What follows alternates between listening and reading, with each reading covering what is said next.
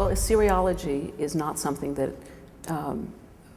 most little girls say they want to be when they grow up. It's not, sometimes people say they want to do Egyptology because they've heard of Egyptology, but Assyriology is not necessarily something one understands or is even heard of.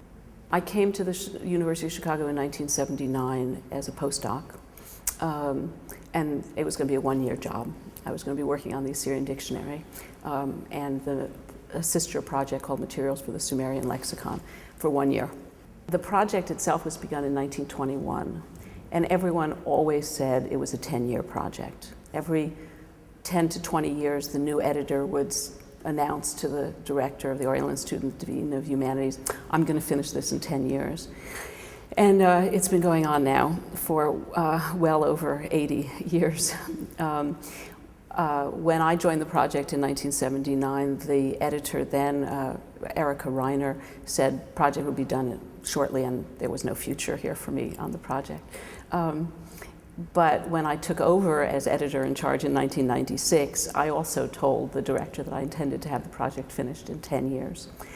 So here we are in 2007, and I haven't finished the project. But the very last volume is going to press this summer. So the project is coming to a close, and the end is in sight. The Chicago Assyrian Dictionary project was modeled on the great lexicographic traditions in Europe, in particular, the Berlin Egyptological Dictionary, the Oxford English Dictionary.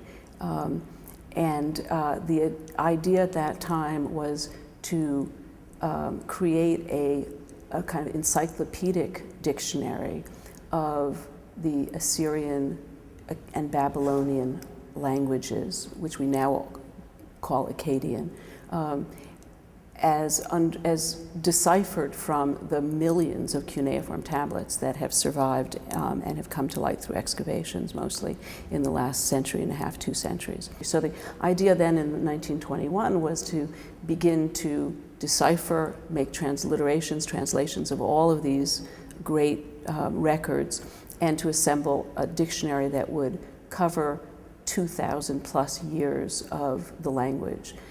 So it's like the Oxford English Dictionary. It's a historical dictionary, but the hardest task, of course, was first to figure out what the texts say. The project started, as I said, in 1921 and had been devoted in the first years primarily to data collection. Data collection continues until this day. Every new publication, new tablet that comes up has to be deciphered and cataloged and recorded in a way that makes it usable for the dictionary. But the first volume of the dictionary didn't appear until 1956. It really took that long before people felt that the database was sufficiently organized and accessible before they could make the first volume of the dictionary. We are projecting 27 volumes, so approximately 1 volume every 2 years, which is a pretty good pace of publication. And the final volume is going to press in the summer of 2007. So we will have the entire dictionary done in this decade for sure. That's the project. It's been a great project. It was led by fabulous scholars of previous generations. The project itself has provided probably 30 to 50 scholars throughout the world with their training and their kind of postdoctoral experience. And so the Chicago Assyrian Dictionary has influenced the field of Assyriology and Near Eastern studies more generally all over the world.